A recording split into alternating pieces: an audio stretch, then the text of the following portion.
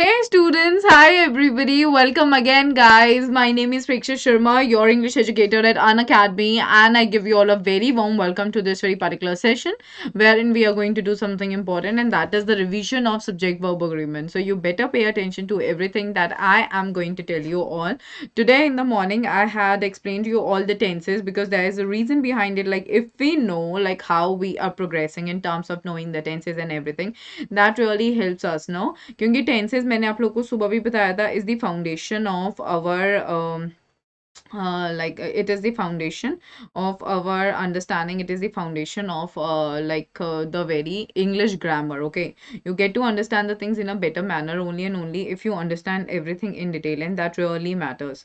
All right, so everyone, I would really be very glad if you're gonna give me a confirmation in the comment section that I am visible and audible to everyone in the correct way. Okay, I hope, and I'm just assuming that I am audible and visible to everybody. So guys, it's gonna be the revision of subject verb agreement. Please stay tuned and kindly share the link with all your friends, call all of them so that they can become a very great part of this very session. So my name is Preksha Sharma. I'm sure आप लोग मुझे जानते हो. मैं काफ़ी time से आप लोगों को पढ़ा रही हूँ. अगर कोई नया है तो मैं उनके लिए जल्दी से एक ब्रीफ डिस्क्रिप्शन दे देती हूँ. काफ़ी टाइम से मैं आप लोगों को क्या कहते हैं ग्रामर पढ़ा रही हूँ. I mean मैं आप लोगों को इंग्लिश पढ़ा रही हूँ. सो यू नो मैं हमेशा आप लोगों को कहती हूँ कि हमें हमेशा एक डेडिकेशन चाहिए होती है अपनी लाइफ में. ठीक है, एक डिटर्मिनेशन हमें चाहिए होती है जिससे कि हम चीज़ों को अच्छे से समझ पाए. मतलब कि आपको ये समझ आना चाहिए कि एक्चुअल में क्या डिफरेंस है इन चीज़ों के बीच में. Like what is the difference between the right thing, I mean what is the difference between the basic English that we are using and the English that we are using for our academics. क्योंकि बहुत ज़्यादा difference होता है आपके academic English में और आपकी क्या कहते हैं डे टू डे लाइफ की इंग्लिश में. So in order to understand that keep following me dedicatedly. जितनी भी classes I come up with, please make sure कि आप उसे अच्छे से अटेंड कर रहे हो.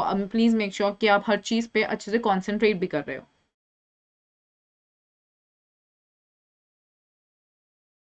ऑल राइट, सो ये वाली सारी चीज़ें बहुत ज़्यादा इंपॉर्टेंट है. प्लीज़ की make sure that you are practicing extensively for your grammar, because that would be like very helpful for everyone in a long run. So we are going to revise the subject verb agreement. ठीक है, I'm sure कि आप लोगों को पता है कि ये टॉपिक कितना important है. हमको इस टॉपिक के नाम से ही ये बात बहुत अच्छे से समझ आ रही है कि यहाँ पे बात किस चीज़ की हो रही है. यानी कि एक सब्जेक्ट आपको पता है क्या होता है, doer, right.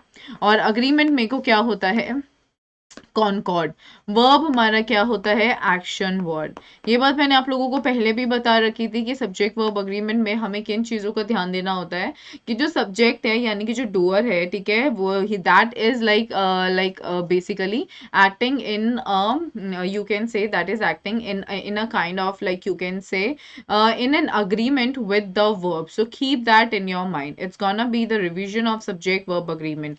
Agreement refers to your concord. Keep it in your mind. All right. So अब हम चलते हैं कि आपको क्या बेसिकली ध्यान देना होता है कि सब्जेक्ट वर्ब अग्रीमेंट क्या होता है. सीधी सीधी बात अगर मैं आपको बताऊं, अगर मैं बोल रही हूँ ही, तो आपको ये बात पता होनी चाहिए कि अब ही के साथ मैं क्या यूज कर रही हूँ. ही के साथ मेरा ये यूज होगा, what is it, like he के साथ I will be using, just a minute everybody. Yeah, he के साथ I, like he is basically the singular form of the verb. So उसके साथ मैं, sorry, singular subject है तो उसके साथ मैं singular verb use कर रही हूँ. All right. और अगर मैं plural क्या कहते हैं subject use कर रही हूँ, for example अगर मैं they बोल रही हूँ तो they के साथ मेरा plural verb आएगा which is are. So these are the things that you all need to keep in your mind always whenever we are dealing with the subject and the verb agreement. सीधी सीधी बात है, अगर आपका subject एक है तो आपके उसके साथ वर्ब भी एक ही होनी चाहिए. एक का मतलब है कि सिंगुलर होनी चाहिए. अगर आपका वर्ब एक से ज्यादा है तो उसके साथ, सॉरी, अगर आपका सब्जेक्ट एक से ज्यादा है तो उसके साथ जो हम वर्ब यूज करेंगे वो भी हम उसी तरीके से यूज करेंगे. So these are the important things that you all need to keep in your mind always and forever एवर. ठीक है, अब हम चलते हैं डिटेल में समझेंगे कि एक्चुअल में सब्जेक्ट वर्ब अग्रीमेंट होता क्या है. इसमें मैं आप लोगों को 10 रूल्स करवाने वाली हूँ. प्लीज मेक श्योर कि वो 10 रूल्स आपको अच्छे से क्लियर हों. ऑल राइट, अगर आपको कोई भी डाउट है, I would really be recommending everybody. All right, hi Sajad, hello everyone. Yeah, Sajad, it's gonna be like we have a special class today right at 8:30 p.m. Okay, so be right there. Yeah, subject and predicate. Yep, Sajad, you are absolutely right about it. Okay, that is an absolute correct answer. Alrighty, ठीक है. Okay, हे पीके education. सो अब हम समझेंगे कि exactly क्या है। जितने भी रूल्स हैं उनको अच्छे से, उनका एप्लीकेशन भी बहुत इंपॉर्टेंट है।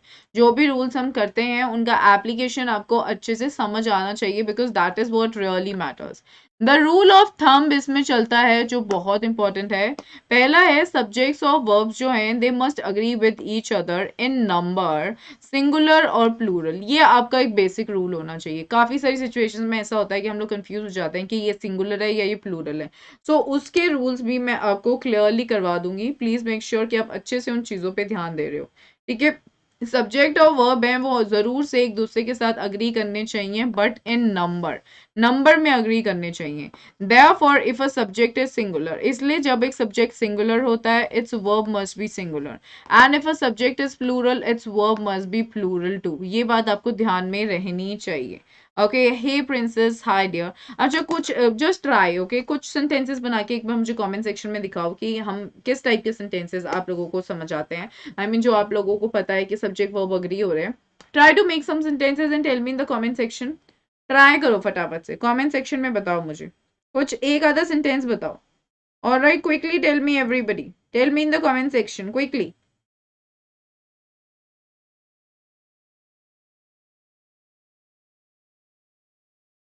Quickly, guys, tell me in the comment section. I am having an eye on it. Quickly.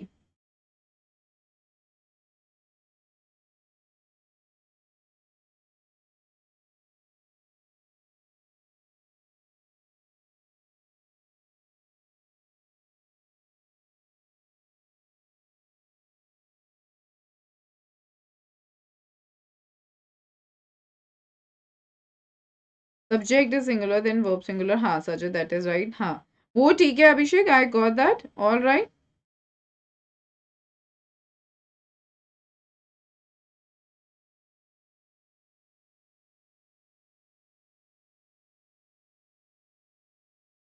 Quickly, people.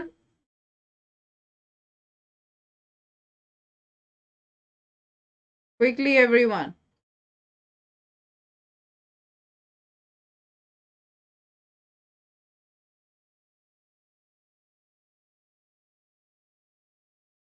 Make a sentence, बेटा एक sentence बना के दिखाओ subject verb agreement जिसमें use हो रहा है। कोई भी एक random sentence बनाओ।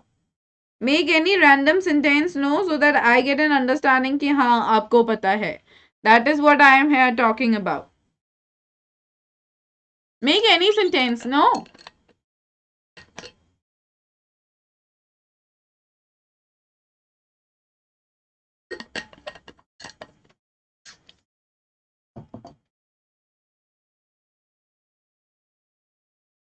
Okay, so I think that you are not really interested, okay, in understanding. Let's understand some of the rules where there's example that help in identifying the subject verb agreement.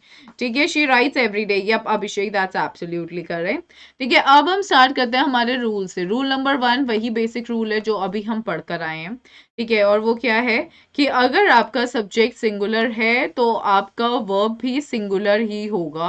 अगर आपका subject plural है तो आपका verb भी plural होगा। सीधी सीधी बात है, ही she it है तो सब सिंगुलर है। ठीक है, ये वाला कौन सा केस हो गया हमारा, ये हमारा केस हो गया सिंगुलर का। लेकिन अगर जैसे हो गया we, all right, if we are considering the next part, like for example we हो गया, यू हो गया, दे हो गया, इनके साथ आप क्या लिखोगे, आप प्लूरल वर्ब लिखोगे। एग्जाम्पल अगर यहाँ पे मैं देखूं, the boy is crossing the road. ठीक है, इसमें क्या हो रहा है, जो बॉय है वो तो मेरा हो गया सब्जेक्ट, यानी कि बेसिकली डूअर हो गया ऑफ एक्शन। ठीक है, ये तो आपको समझ आ रही है बात, जो कि सिंगुलर है। और जो वर्ब है एंड इज जो है वो आपका वर्ब है जो भी सिंगुलर ही है। फॉर एग्जाम्पल है, it says the boys are crossing the road. So boys आपका क्या है, सब्जेक्ट है जो कि प्लूरल है, और आर क्या है, आपका वर्ब है जो कि प्लूरल फिर से है। तो ये वाली चीजें आपको ध्यान में रखनी होती हैं, लाइक वी यू दे, हाँ शी ईट्स फूड, या प्रिंसेस, दैट इज राइट। ठीक है, सो यहाँ पे मैं आपको क्या बता रही हूँ कि नॉर्मल सेंटेंस है जैसे कि प्रेक्षा इज टीचिंग, ऑलराइट, और if for example if I am saying that Aakriti has completed the work, simple Aakriti है उसके साथ मैं हैज लगा रही हूँ। और आकृति लाइक्स चॉकलेट्स, और अगर मैं नॉर्मल बोल रही हूँ, साजद लव्स साइकिलिंग। ओके, सो आप क्या कर रहे हो, आप उसके साथ एस और ई एस लगा के उसको सिंगुलर या फिर प्लूरल बना देते हो, ठीक है, मतलब एस ई एस लगा के तो हम सिंगुलर बनाते हैं, अदरवाइज रूट फॉर्म में हम उसे प्लूरल फॉर्म में ही रखते हैं। ये बात मैंने आपको सुबह भी टेंसेस के सेशन में बताई है, you better watch that if you have not seen it. Okay, it will be really helpful for all of you in 2 days. Abhishek, it's a very unusual, I mean not unusual, it's a question which shouldn't be asked because you should always be concentrating on your studies right from the beginning. However, if you have not done that, I would recommend please make sure that you have read all the chapters earlier, and now in just 2 days what you're going to do is you're going to revise what you had done earlier. So you're just going to just pay attention to the highlights of the chapters, the major question answers of the chapters. That's what you're going to deal with in literature. For literature, so in literature, for writing section and the grammar section, make sure that you are thorough with all the rules well. And reading ke liye, you'll have to practice a bit in order to understand that how much time you take in comprehending one single passage. At times the student takes like 10 minutes, 10 to 12 minutes. Sometimes the students takes like 5 to 7 minutes in comprehending it. By comprehension, I mean like understanding it, and then you'll have to attempt all the questions. So that is how you're gonna do that. Okay, but do not just go with these concepts wherein you're doing things in just 2 days. That's not the right way of doing any subject. Okay, you should instead be starting the whole year and bit by bit so that you remember the things for your own good. ठीक है, आगे चलते हैं. Let's look at another example. The teacher is attending the seminar. So यहाँ पे is attending दे रखा है. सो teacher तो आपका सब्जेक्ट हो गया जो कि बेसिकली सिंगुलर है. यहाँ पे इज आपका वर्ब हो गया जो कि सिंगुलर है. लेकिन अगर मैं वहीं पे बोलूँ the teachers are attending the seminar, so teachers मेरा हो गया सब्जेक्ट जो कि प्लूरल है, और आर मेरा हो गया वर्ब जो कि प्लूरल फिर से है. So these are the things that you need to keep in your mind on an urgent basis. All right. However, why do we because like that is how, because I am contrasting my situation. I mean, I just contrast my sentence then. So that is why whenever you are just using a contrasting statement to what you mentioned earlier, you can always go ahead with the usage of the word however, because that acts as a conjunction. Also, that is basically a transition word. Like you are transferring, I mean that you are shifting from one thing to another. Okay, is that clear? So ये आपका rule number 1 था. अब हम चलते हैं rule number 2 की तरफ, जो कि फिर से एक इम्पॉर्टेंट रूल है. आई होप कि आप लोगों ने ये पहले भी समझ लिया है अच्छे से मुझसे, और अब हम जब इसे समझेंगे तो हम इसको आई मीन कंफ्यूजन में नहीं लेके जाएंगे. आपके 3 पर्सन होते हैं इंग्लिश में, I mean first person, second person, third person, ठीक है, हमको ये सब पता है. अगर आपका सब्जेक्ट, ठीक है, फर्स्ट पर्सन सिंगुलर है या प्लूरल है, तो वो हमेशा plural form of the verb लेता है, ठीक है. और you can say the root form of the verb. Root form से मेरा मतलब है बेस फॉर्म, यानी कि जिस फॉर्म में आपका वर्ब एक्चुअली एग्जिस्ट करता है, यानी कि इन्फिनेटिव फॉर्म. इन्फिनेटिव फॉर्म कौन सी फॉर्म हुई? जिस फॉर्म में आपका वर्ब एक्चुअली एग्जिस्ट करता है, या that means the actual form of the verb. Alrighty, is that clear? बेटा कोई ट्रिक नहीं होता, जस्ट चिल. आपको पूरा टेंसेस को रूल्स अच्छे से समझ के उसको अप्लाई करना होता है, उसका एप्लीकेशन ज़रूरी होता है. जब तक वो नहीं कर रहे हो तो ऐसा कोई शॉर्ट फॉर्म में नहीं बताऊंगी, क्योंकि पूरी इंग्लिश आपके टेंस पे निर्भर करती है. It depends like totally on your tenses. अगर टेंसेस क्लियर नहीं होंगे तो आपके बहुत सारे डिफरेंट टॉपिक्स हैं जो इंटरकनेक्टेड है आपके टॉपिक टेंसेस से, तो वहाँ पे आपको दिक्कत होगी समझने में. तो if you want to be like thorough with all the concepts, आपको ये वाली चीज क्लियर होनी चाहिए, ठीक है. तो इसका एग्जांपल मैं आपको देती हूँ. जैसे आई, ये आपका क्या है? आई आपका फर्स्ट पर्सन, ठीक है, this is your first person singular, I. Alright, और वी क्या है? वी आपका बेसिकली क्या है? First person, just a minute, या this is your first person plural. तो इस चीज का अच्छे से ध्यान रखो. ऑल राइट, सो यहाँ पे I like to play billiards और we like to play billiards. यहाँ पे आई जो है वो तो सब्जेक्ट हो गया जो कि फर्स्ट पर्सन सिंगुलर हो गया, लेकिन वी जो सब्जेक्ट है वो भी फर्स्ट पर्सन प्लूरल है. दोनों ही केसेस में आप जो वर्ब यूज करोगे लाइक, ठीक है, वो सेम है. क्यों? क्योंकि लाइक हमारा root form of the verb है, और ज्यादातर हमारे रूट फॉर्म ऑफ द ज्यादातर क्या यही है, root form of the verb ही आपका plural form of the verb होता है. All right, like this is basically the plural form of the verb that we have to deal with. Is that clear? Is that clear to everybody? समझ में आया? तो जल्दी से आई और we से रिलेटेड मुझे एक दो सेंटेंसेस बना के कमेंट सेक्शन में बताओ. Quickly do that. Make a sentence or two with I in the comment section. Quickly, everybody. Immediately do that.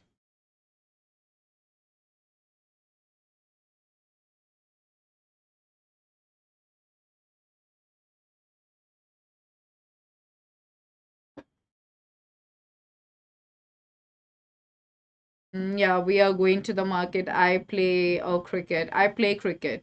Okay, cricket nahi. Cricket nahi aata hai. I play cricket. Okay, so I hope that's clear. अब हम एक next scenario की तरफ चलते हैं जब आपका subject जो है वो सेकंड पर्सन हो. सो वो क्या करेगा? अगर आपका सब्जेक्ट सेकंड पर्सन है सो वो हमेशा प्लूरल वर्ब लेता है. All right, keep it in your mind. जैसे कि एग्जाम्पल अगर मैं आपको दूं, you like to play billiards. You है ना, सो यू भी आपका क्या लेता है? वो भी आपका प्लूरल वर्ब लेता है. जैसे you like, you love, you dance, you right, you eat, okay, or you perform. So it is always going to take the first form of the verb. देखो बेटा, एक बात मैं आपको बताती हूँ, सुबह भी मैंने आपको ये बात क्लियर की है. टेंसेज आपको तभी सही से समझ आते हैं, आई मीन आप कर भी तभी अच्छे से पाते हो जब आपको उसके क्या कहते हैं वो पता होता है. Like when you are aware of its like form of verb. अगर आपको फॉर्म्स नहीं क्लियर हैं तो फिर आपको दिक्कत है. फॉर्म्स क्लियर होनी चाहिए. If the forms are not clear to you then it will be like really problematic for you.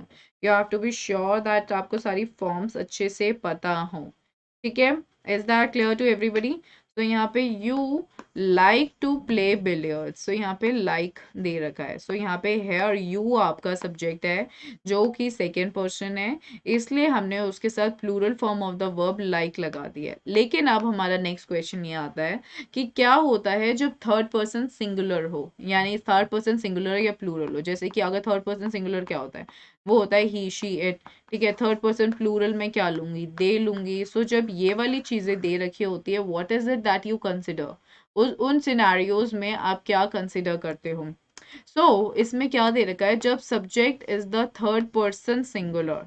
ठीक है, यानी कि इसका मतलब जब वो ही, शी और इट दे रखा होता है तो हम क्या करते हैं? जो हमारा root form of the verb होता है उसमें हम ऐड करते हैं एस या E S to the root verb. That's what you have to keep in your mind. But when the subject is third person plural, लेकिन जब सब्जेक्ट आपका थर्ड पर्सन प्लूरल होता है, दैट मीन्स दे और them, then we use the root verb as it is. So keep it in your mind. It's an important point that you need to consider. All right, so please make sure that you are very sure about all these things.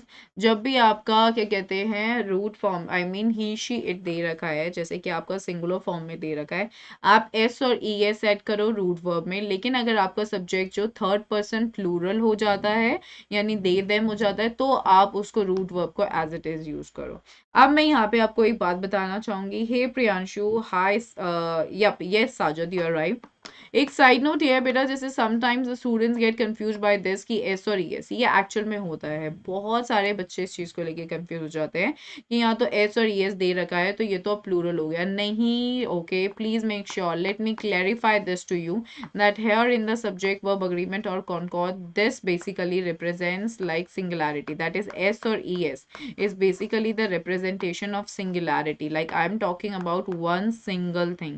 That's what you have to like highlight. Okay, so let's clear it with some example. चलिए इसको थोड़े example से clear करते हैं. लेकिन मैं ना आपको एक बार फिर से समझा देती हूँ. दो I have made you all understand this concept. सुबह भी मैंने आपको ये एस और ई एस वाला कॉन्सेप्ट करवाया है, लेकिन आई एम थिंकिंग कि मैं आपको एक बार और फिर से बता देती हूँ जिससे कि आपको कोई कंफ्यूजन ना रहे. ठीक है, हम लोग एस कहाँ पे ऐड करते हैं और हम लोग ई एस कहाँ पे ऐड करते हैं? जब भी कोई वर्ड, ठीक है ध्यान से सुनो, जब भी कोई वर्ड कॉन्सोनेंट साउंड से एंड होता है, जब भी कोई वर्ड कॉन्सोनेंट साउंड से एंड होता है उसमें आप एस लगाते हो. कॉन्सोनेंट साउंड से एंड हो रहा होता है उसमें आप एस ऐड करते हो.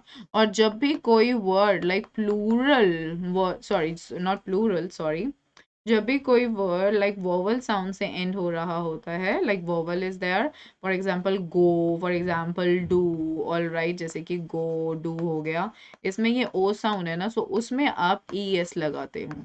All right, keep it in your mind. It's like a very important point that I'm mentioning right now.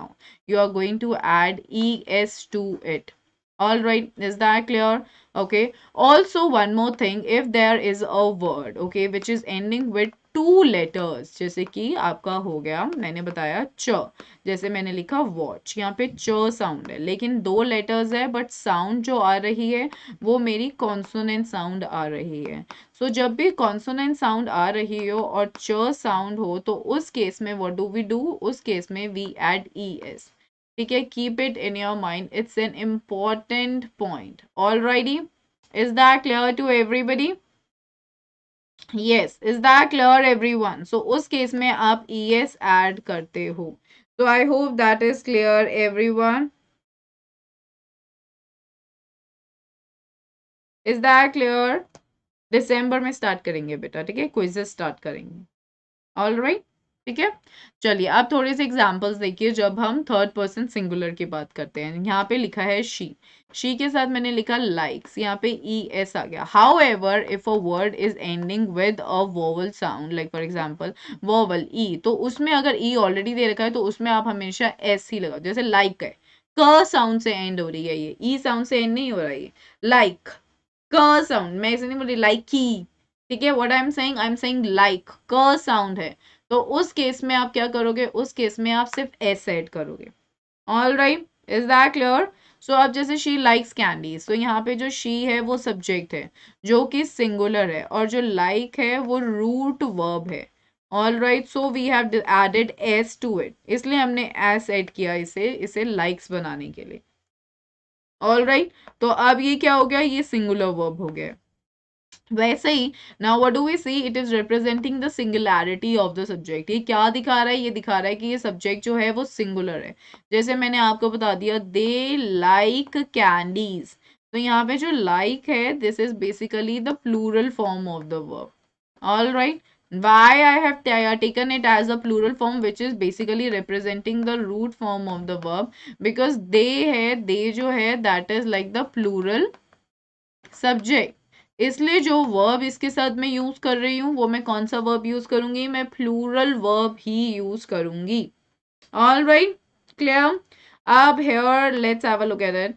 दे जो है वो सब्जेक्ट है जो कि प्लूरल है, and as we have learned earlier that if the third person subject is plural, the root verb will remain as it is, hence the verb like will remain as it is.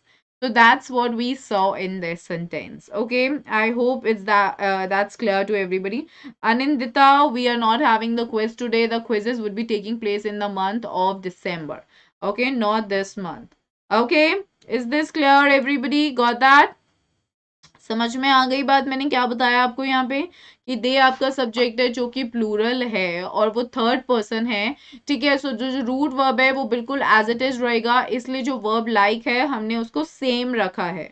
Okay, now we are moving towards the third rule, which is again one of the very important rules.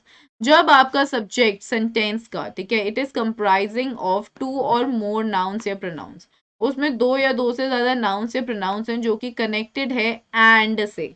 All right, are you understanding?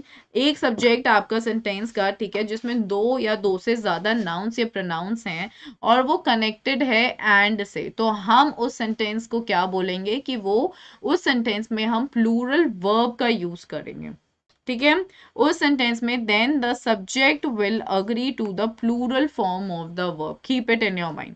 For example the students दे रखा है और the management दे रखा है, तो the students आपका plural है, ठीक है, द मैनेजमेंट आपका क्या है, सिंगुलर ले लेंगे हम, लेकिन क्योंकि ये दोनों कनेक्टेड हैं एंड से, इसलिए मैं इसको कंबाइनिंगली, मेरा सब्जेक्ट जो है वो क्या है, एक नाउन सिंगुलर हो गया, एक नाउन प्लूरल हो गया, सो कंबाइंड फॉर्म में like this I am taking it to be what, I am taking it to be a plural subject.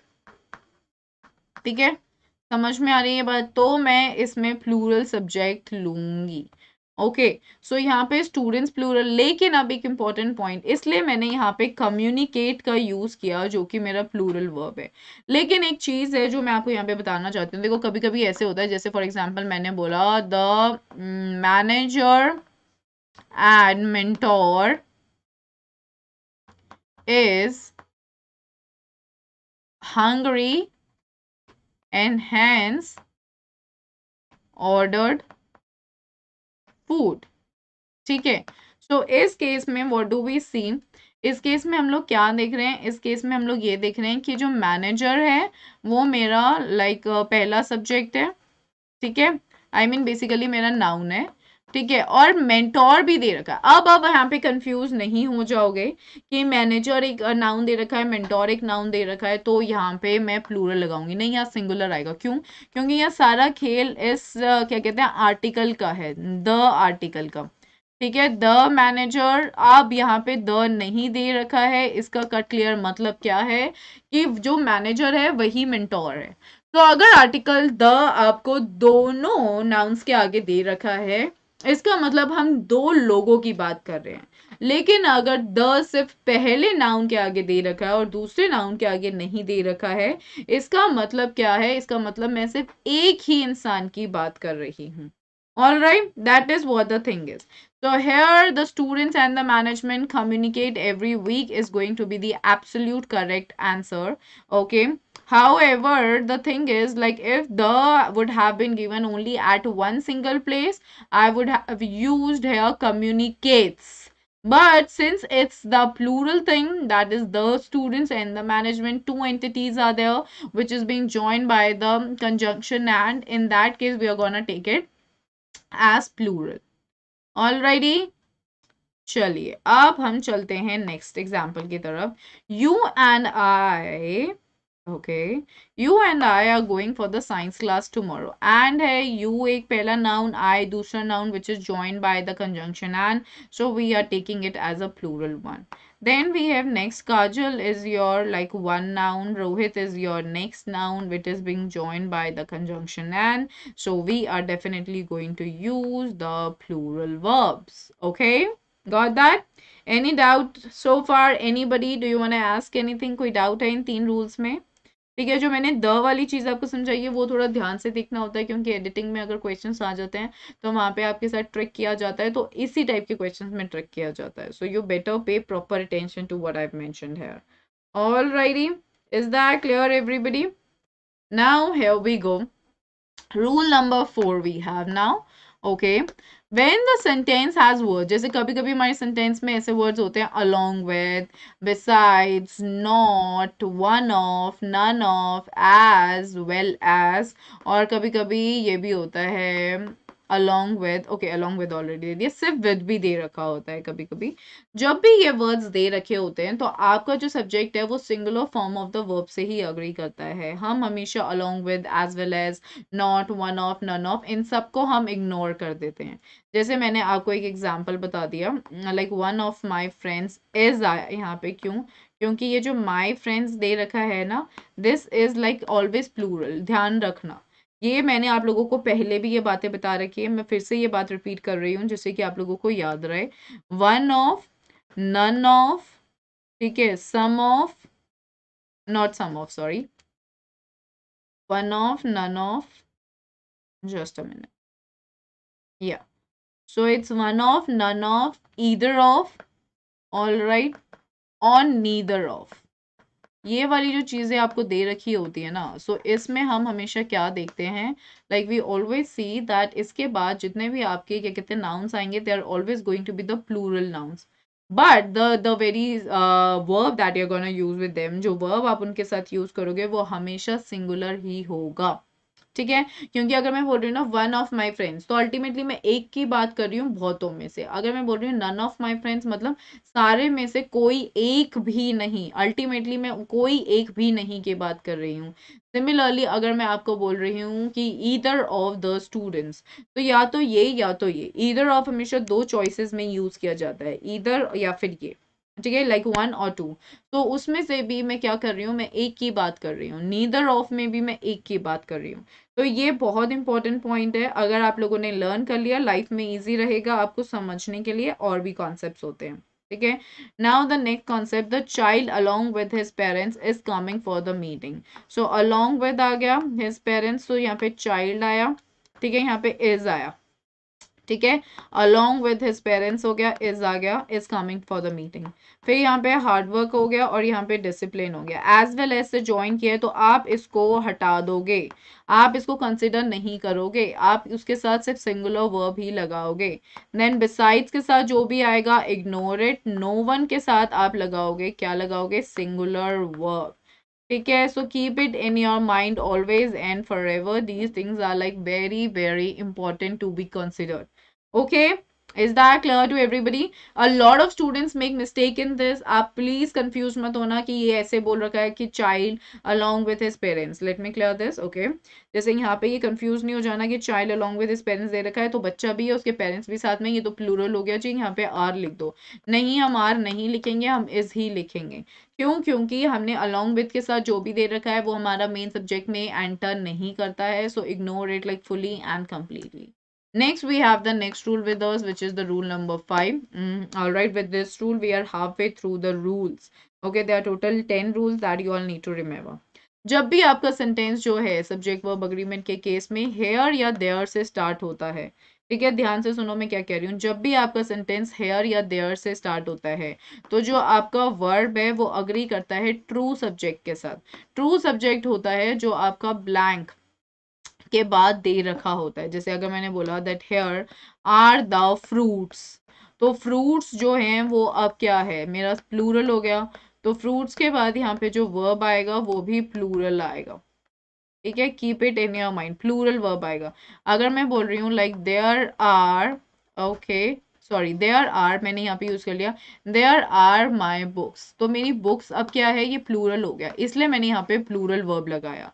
लेकिन अगर मैं ऐसे बोल रही हूँ like there, sorry, there dash a book, ठीक है, सो यहाँ पे अ बुक अब मेरा सिंगुलर है तो यहाँ पे मैं इज लगाऊंगी। So these are the things that you need to keep in your mind whenever the words here and there are being used in a sentence. No, you have to be very particular about the fact कि आपका जो true subject है, जो actual में subject दे रखा है after the blank, वो क्या है, वो किस चीज की बात कर रहा है। Okay, like that is what you need to consider like always and keep it in your mind in a broader context also. ये आपको अच्छे से फिर help करता है चीजों को समझने में। ठीक है, is that clear to everybody? I hope that's making sense. अब यहाँ पे देखो क्या दे रखा है, it has been given, see here, here यहाँ पे द फैक्ट्स है मेरा ट्रू सब्जेक्ट, इसलिए मैंने यहाँ पे आर लगा दिया। Here are the facts that will decide the judgment of this case. So in this sentence, the facts is the subject, which is also plural, and so plural form of the verb is given, which is are. Okay. Now we see there was a big stone in the middle of the road which was blocking the way. So a big stone यहाँ पे दे रखा है और was यहाँ पे दे रखा है. So that is why we see, what do we see? कि यहाँ पे was है इसलिए यहाँ पे a big stone mention किया हुआ है.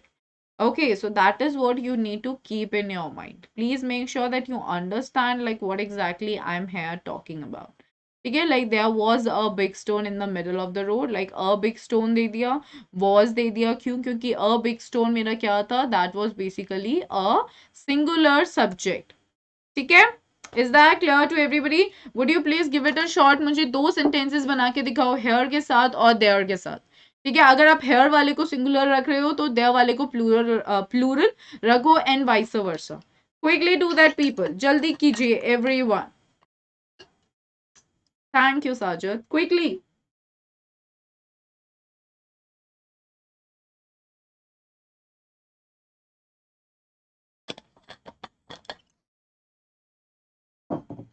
Make a sentence. प्रिंसेस बेटा पहला जो ही प्रीवियस आप कौन सा सेंटेंस बोल रहे हो, there was a big stone वाला। है इज अ बॉय कमिंग, हाँ ठीक है, that is right, that's right. Princess कौन सा सेंटेंस समझ नहीं आया बेटा, ये वाला, there was a big stone in the middle of the road which was blocking the way, is this what you are talking about? Okay, so देखो यहाँ पे क्या है कि इसमें क्या है, देयर दे रखा है ना, सो यहाँ पे अ बिग स्टोन, एक बड़ा पत्थर, सो एक है ना वो, तो ऑब्वियसली मैं यहाँ पे सिंगुलर वर्ब लगाऊंगी। अगर मैं यहाँ पे सपोज ए नहीं होता कि there dash big stones, a नहीं होता और यहाँ लिखा होता there dash big stones, so I would have used were here. There were big stones in the middle of the road which was blocking the way. There was a car. Right, absolutely correct. ठीक है? That is like absolutely correct. या चलिए, I hope Gunj princess बेटा आप clear हो गए, ठीक है। अब हम चलते हैं, जल्दी से बनाओ। There was a car, okay. Everybody like be a little more prompt in making the sentences, because आप जितना ज्यादा एक्टिवली इसको क्या कहते हैं अप्लाई करते हो, application is like very important. If you are able to apply them well, if you are able to implement them well, like then that's like for your own good. Alright, it helps you in a long run. Alrighty, people, quickly do that. Now we have the next rule with us, okay? Like when the sentence begins with here or there. Here are the Gunjan fruits होंगे ना बेटा, फिर तो fruits लिखोगे ना, fruit क्यों लिख रहे हो? फ्रूट तो फिर वो हो गया कि सिंगुलर, फिर आप ये लिखो here is the fruit in the basket. Fruits liko, you have to be very particular about these things. Even when you're speaking these things, you know, you will not just keep on revising the rules. They should come naturally to your mouth, and that comes easily like when you are getting into the habit of speaking. Unless you're not speaking, it becomes like really tough for us to go ahead with this. Okay, is that clear to everybody?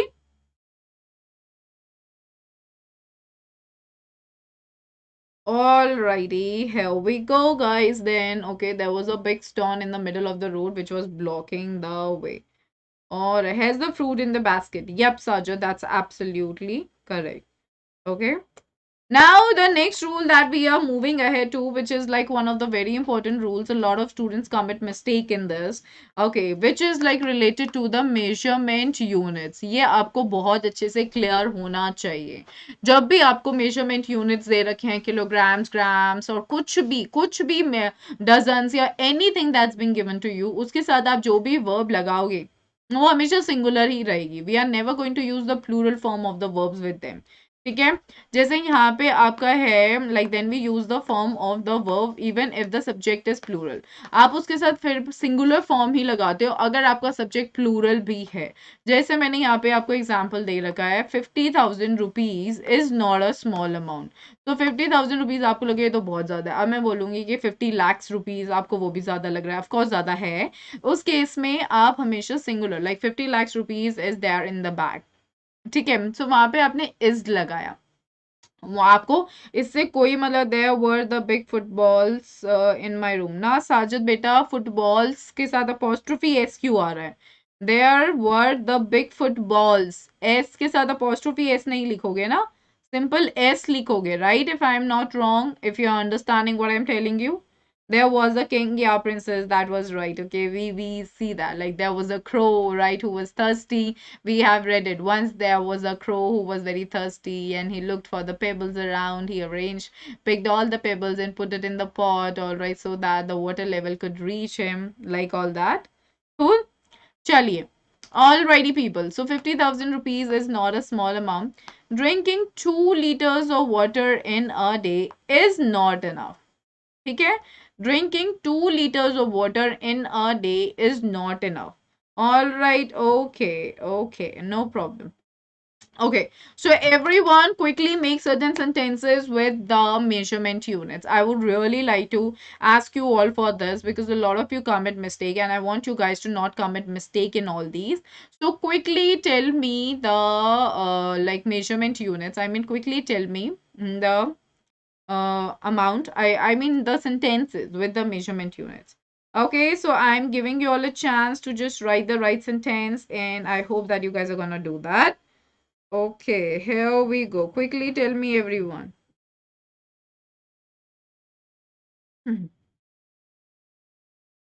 Yes, everyone. Quickly, everybody, come on, quickly tell me.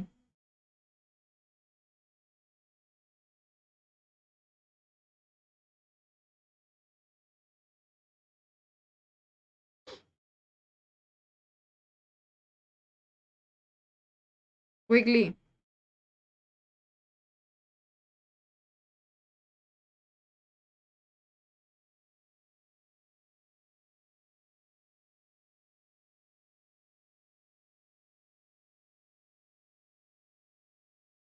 All right. Coca-Cola once meant. No, I'm not talking in this way, beta. Use the units, no, like 2 liters, 2 dozens, kilograms, grams. All right, all these things. Try to make the sentences that way, no? You are just using it in terms of like the quantity. I'm talking about the measurement unit. Of course, that is also like the quantity kind of a thing that we are talking about, but do not go with the quantifier in terms of like ordinals. Okay. Sorry, cardinals. That is the numbers. Okay, give it a shot. All right, try a level harder. It's like an important point which needs to be considered well. Okay. All right, let's by the time you all are giving me the examples, let me move to the next rule, which is again one of the very important rules. This is a rule number 7, wherein what do we do, like the plural names, for example the subjects or the diseases and the titles of books, whenever they are being given, हमको ऐसा लगता है कि ये तो मतलब title जो है ये तो प्लूरल टाइटल है, लेकिन उसके साथ आप जो वर्ब यूज करते हो ना वो हमेशा सिंगुलर फॉर्म ही यूज करते हो, तो इस बात का अच्छा ख्याल रखो कि हम हमेशा singular form of the verb ही यूज करते हैं। एग्जाम्पल के तौर पे अगर मैं आपको बताऊं, maths is not that difficult once you understand the concept. अब अगर मैं मैथ्स को देखूं, ठीक है, बहुत सारे बच्चों को ऐसा लगता है मैथमेटिक्स एस लगा दिया प्लूरल हो गया। देखो ये वाला कॉन्सेप्ट तो अपने दिमाग से निकाल दो, किसी के पीछे मतलब किसी वर्ड के पीछे एस लगा दिया, जैसे मैंने अगर नॉर्मल मैं आपको बोलूं फिजिक्स, ठीक है, इसके यहाँ पे भी एस लगा दिया है। अगर मैं आपको बोलूं सिविक्स, यहाँ पे भी एस है। मैं आपको बोलूं इकोनॉमिक्स, ठीक है, सो इसमें भी एस लगा रखा है। सो अगर ऐसे आपको सब्जेक्ट्स के पीछे एस दिखाई दे रहे हैं तो इसका ये मतलब नहीं है कि वो आपका प्लूरल हो गया है, ठीक है। सब्जेक्ट का जो भी नेम है that will remain the way it is. Okay, keep it in your mind. All right, is science is not difficult subject, right? Apple is 1 kg in my room. No, beta, this is not the right sentence. All right, like you should write like this, like 1 kilograms of apples is in my room. ठीक है, Apple is 1 kg in my room, मतलब Apple 1 kilo है मेरे room में, मतलब sorry in my room. This is not making sense in English, okay. Alright, however, if you're gonna translate it in Hindi, you can make it suit your ends, but it's not making the correct sense. ठीक है? Is that clear? So mathematics यहाँ पे S दे रखा है, civics यहाँ पे S दे रखा है, इकोनॉमिक्स यहाँ पे एस दे रखा है, फिजिक्स यहाँ पे एस लगा रखा है। उससे कंफ्यूज नहीं होना है आपको, हमेशा जो उसके साथ जो क्या कहते हैं वर्ब यूज करनी है। Always keep it in your mind. इस टाइप के क्वेश्चंस आपके एग्जाम में आ जाते हैं, बच्चे कंफ्यूज हो जाते हैं, कंफ्यूज होने की कोई जरूरत नहीं है। यहाँ पे सीधा सीधा ये दे रखा है, maths is not that difficult once you understand the concept.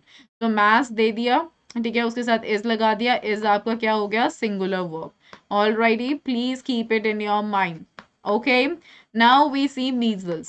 अगर कोई भी illness आपको दे रखी है, ठीक है, illness आपको कोई भी दे रखी है, जैसे कि अगर मैं आपको अब दूसरे अगर नाम बताऊं, ओके, बच्चे वहां पे भी कंफ्यूज हो जाते हैं। If I am talking about like diabetes, ठीक है, अगर मैं बोल रही हूँ डायबिटीज, ठीक है, तो उसका ये मतलब नहीं है उसमें भी एस दे दिया इनमें, मैम ये तो प्लूरल हो गया, नहीं, ऐसे नहीं करना है। All right then what my problem ma'am, but my English is weak, WEAK बेटा, ठीक है। All right, just keep it in your mind the spelling. All right, I don't think Sajid like you have been always there in the classes and you have been giving the wrong right answers, not the wrong answers.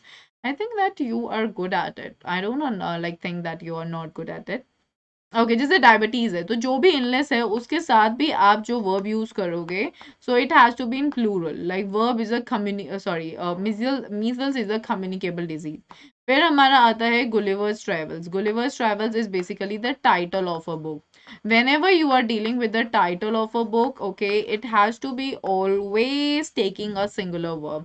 अब आपको लगेगा Gulliver's travels है, ये तो S हो गया, कोई भी टाइटल हो, आपको लग रहा है कि प्लूरल है उस बुक का नाम, ठीक है, so let it be, plural होगा वो।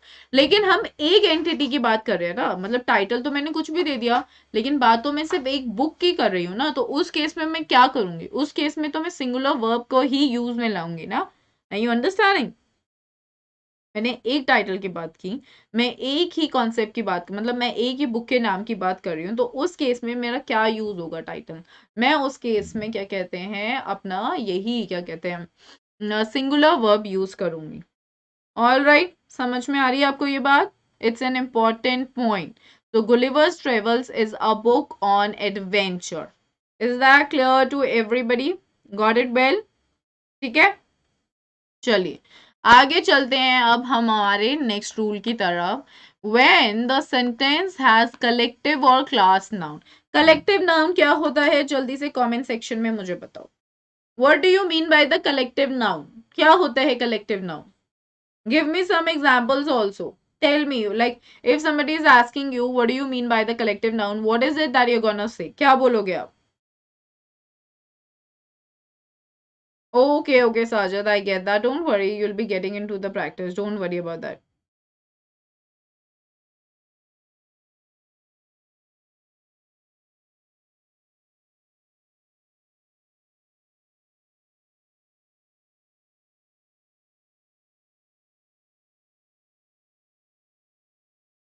Give me the meaning of collective noun, all right, as well as class noun. A name given to a group. Okay, Ira, you're right about that. All right, whenever you are using a name, that means one single name referring to a group. That is where we call it to be what? That is where we call it to be a collective noun. ठीक है, उसको हम एक collective noun बोलते हैं। लेकिन अब मुझे आप क्या करो, just give me the like certain examples so that I get an idea. Group of soldiers, bunch of keys. Alrighty, here we go. Okay, Jayvanti बेटा आपकी मम्मा होंगी, go and talk to her, all right, or your parents or your sisters or siblings. जाके mummy papa से पूछो, ठीक है, कि पापा आप पागल हो या मम्मी आप पागल हो, you'll get an answer. Of course, I think you'll get a positive answer. All right, here we go, everybody. Yep. So group of trees, all right. A group of नहीं, group of people is not something. Peoples नहीं लिखते princess. बेटा हम princess peoples नहीं लिखते हैं. People itself is like plural. All right. Yep, Ira. Absolutely correct. ठीक है. You guys have been giving the right answers. That's like absolutely correct. Okay. That's like an absolutely correct. Yep, Sajad, I think so. All right. Maybe like she belongs to a mad kind of a genre. All right. Anyway, let it be. Okay, everybody. तो कभी भी आपका जब भी हम एक क्या कहते हैं एक नाउन को एक ग्रुप से एड्रेस करते हैं, ऑल राइट, सो वहां पे जाके हम उसको कलेक्टिव नाउन की तरह रेफर करते हैं। और क्लास नाउन क्या होता है? क्लास नाउन होता है जब मैं कैटेगरी को रेफर कर रही होती हूँ। ठीक है, जैसे कि आपका मैंने आपको बोल दिया कि like junk food is bad. Okay, now अब मैं क्या कर रही हूँ, और मैं कह रही हूँ the food, the quality of food is not good. जैसे for example, I am here like in a restaurant or I'm in a particular country और मैं कह रही हूँ the quality of food is not good, so maybe like I'm in a particular area, वहाँ के restaurants मैंने देखे और वहाँ पे मुझे लग रहा है कि वहाँ की जो क्वालिटी है ना खाने की वो ना अच्छी नहीं है। तो उस केस में आपको क्या करना होता है? उस केस में you have to be like very careful about the fact कि आप मैं वहां पे एक खाने की मतलब मैं एक बर्गर की या पिज्जा की बात नहीं कर रही हूँ, मैंने एक कैटेगरी रेफर कर दी है। Now in that category it could be a burger, a pizza, north Indian और साउथ इंडियन, कोई भी खाना हो सकता है, continental, Italian, all right, any food can be a part of it. ठीक है, सो यहाँ पे क्या है कि जब भी हम कैटेगरी की बात करते हैं then the subject will agree with the singular form of the verb. Keep it in your mind. अगर मैं क्लास नाउन की बात कर रही हूँ तो उसमें मेरा जो क्या कहते हैं वर्ब होगा वो मेरा सिंगुलर ही होगा। जैसे मैंने बोला this furniture is an antique, I went somewhere, मैंने देखा बहुत सारी चीजें रखी हुई हैं, it could be a table, it could be a stand, it could be a shoe rack, और it could be a bed, it could be like a sofa, so which is made up of wood. तो अगर मैं वहां जाके बोल रही हूँ कि this furniture is an antique, सो इसका क्या मतलब है कि ये फर्नीचर एंटीक है। Unhygienic food is not good for health. So यहाँ पे मैंने is यूज किया, that mean the idea here is कि always make sure you are using the singular noun with it. Now if I am saying unhygienic food is not good for health, so is something which I am using in the context of unhygienic food. All right, is that clear to everyone? समझ में आ रही है सबको ये बात? Is that clear to everyone? ठीक है, now we are going to take the examples of the collective nouns. Collective nouns क्या होते हैं? When we are referring to the groups.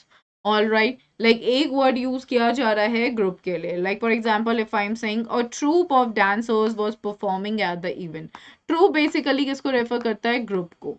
okay, यहाँ पे ना मैं आपको एक इंपॉर्टेंट पॉइंट बताना चाहती हूँ। देखो जैसे नेक्स्ट एग्जाम्पल क्या है, the flock of birds.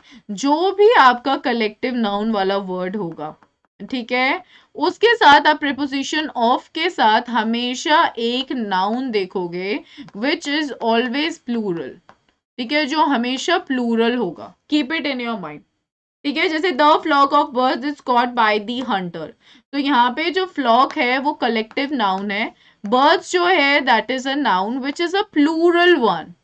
Okay, so don't be confuse everybody in this very particular context कि आपका जो कलेक्टिव नाउन के बाद जो भी नाउन दे रखा है वो हमेशा प्लूरल ही होगा, लेकिन जो आपका मेन सब्जेक्ट एक्ट कर रहा होगा वो कलेक्टिव नाउन वाला वर्ड एक्ट कर रहा होगा, ठीक है। तो उसके साथ आप क्या करोगे, उसके साथ आप हमेशा सिंगुलर नाउन ही लगाओगे। Is that clear? ये बहुत इंपॉर्टेंट रूल है बेटा, बहुत सारे बच्चे गलती खा जाते हैं इन चीजों में, आप ये गलतियां नहीं करना। Am I clear on this? समझ में आई ये बात? लेकिन अब इसमें एक कंडीशन देखो, कहाँ पे हम सिंगुलर की जगह प्लूरल वर्ब लगाते हैं।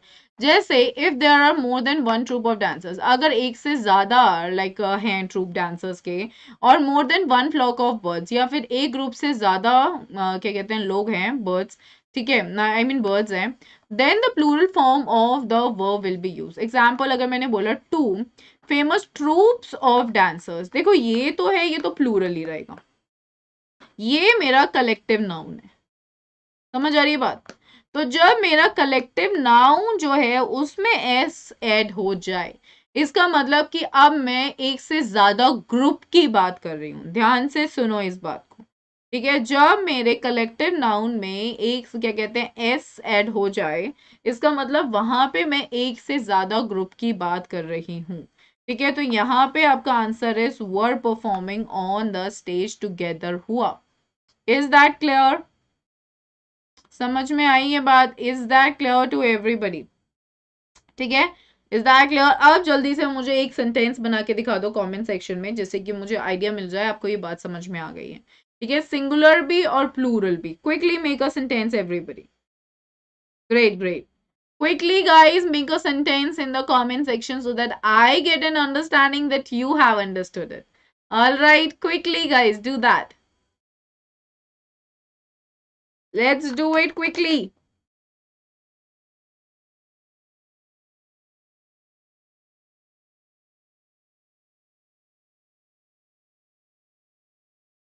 Try to make a sentence which is effective enough and there is no problem in decoding the meaning of it.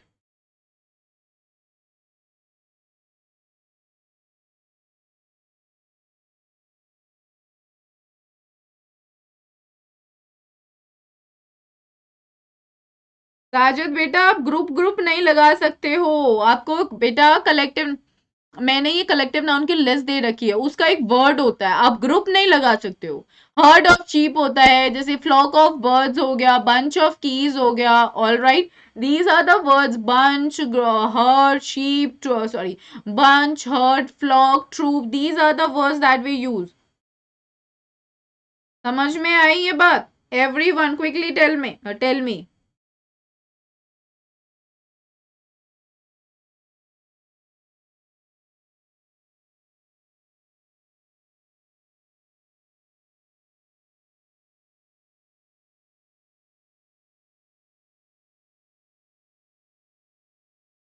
Quickly every one.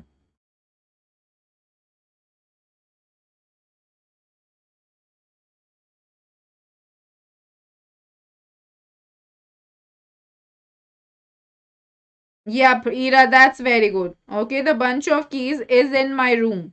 Is the bunch of keys is in my room. Sajad इस तरीके से लिखोगे बेटा.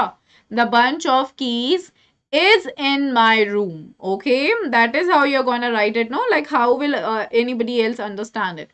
Okay, Also, now moving to the next aspect, there are some nouns that are considered as one unit, जैसे कि bread and butter हो गया, brick and stone हो गया.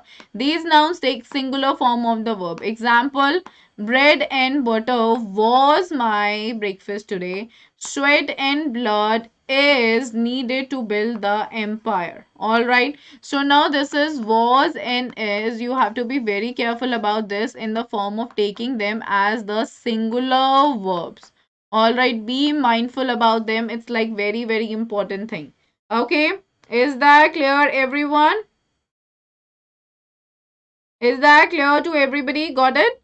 So कभी कभी यहाँ पे ना इस चीज से इस कॉन्सेप्ट से कंफ्यूज मत हो जाना कि मैम ने बोला था कि अगर एक नाउन हुआ ना ब्रेड और दूसरा हुआ बटर, ठीक है, तो आपको ये लगे कि ये तो एंड से ज्वाइन हो गया तो यहाँ पे मैं प्लूरल लिख दूं. नहीं, ऐसे बहुत सारे यूनिट्स होते हैं जो एक कंसिडर किए जाते हैं, जैसे कि ब्रेड एंड जैम हो गया, ब्रेड एंड बटर हो गया, ठीक है, और जैसे ये हो गया, क्या बोलते हैं हम इसको, fork and knife हो गया.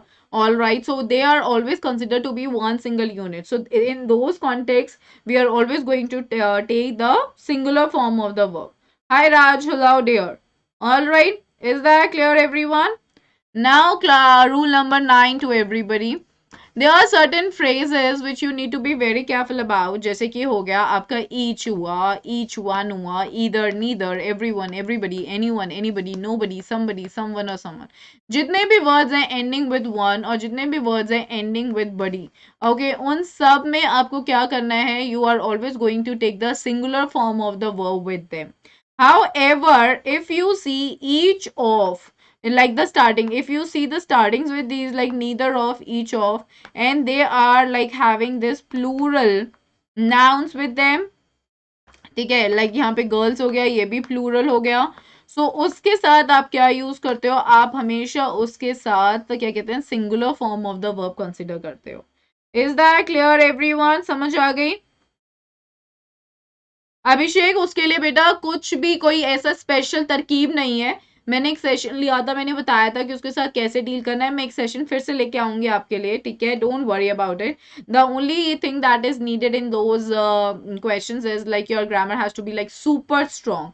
That's how we have the editors in the professional life. Okay, like they edit the books and the magazines and the newspapers. So your English has to be like really good if you want to be good at the editing aspect, and that comes with the very like clearance of your rules in your mind.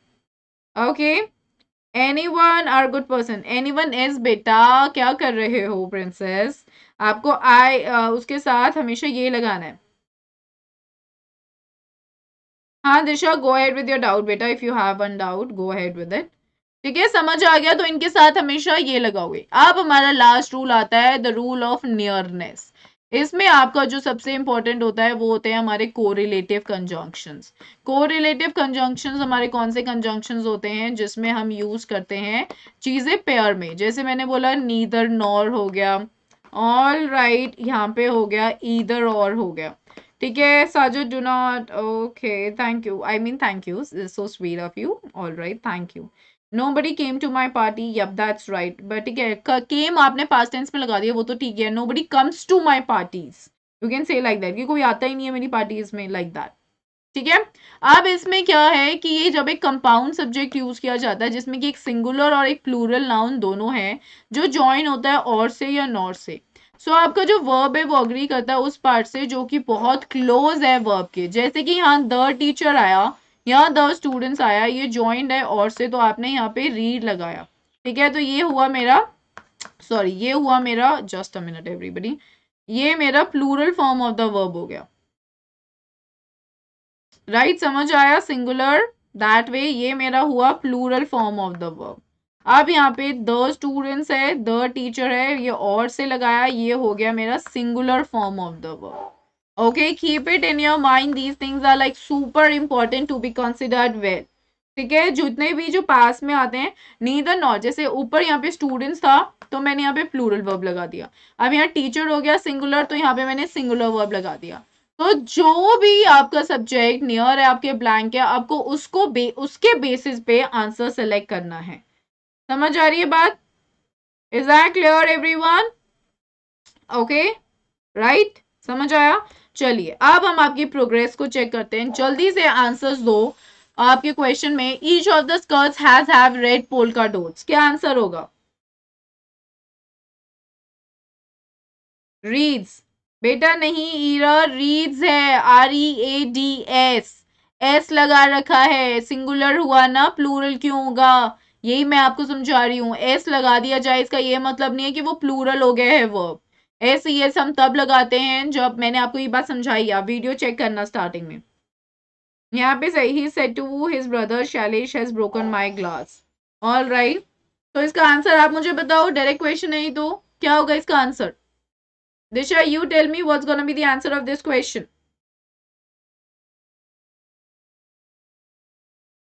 What's gonna be the answer? देखो इसका है, Disha, sorry, he said to his brother. So he told his brother or he said to his brother that Shailesh had broken his glass. Simple. ठीक है?